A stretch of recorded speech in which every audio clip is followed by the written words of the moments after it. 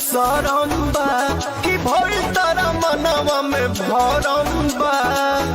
हटी ना जी अब हो रे तू ही एगो साली बाड़ू पकिया हो, तमके कर से करब मजकिया हो।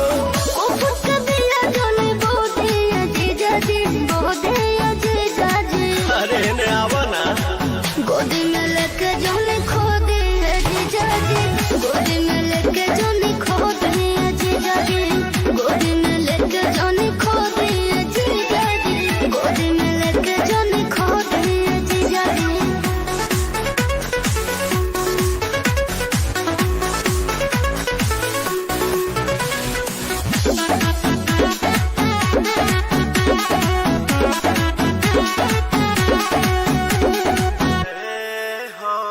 हट जाइबू का तू कोरा में से हट जाइबू का, एक बेर छुइए देनी ता बोला घाट जाइबू का।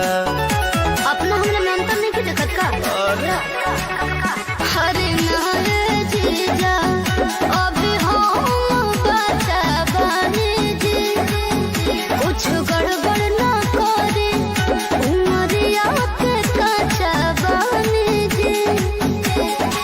ढेर जन गाल बोला गोदी जीजा जी, गोदी जीजा जी, हम गोदी में लेके जाने खो दिए जीजा जी, गोदी में लेके जाने खो दिए जीजा जी, गोदी में लेके जाने खो दिए जीजा जी, गोदी में लेके जाने खो दिए जीजा जी।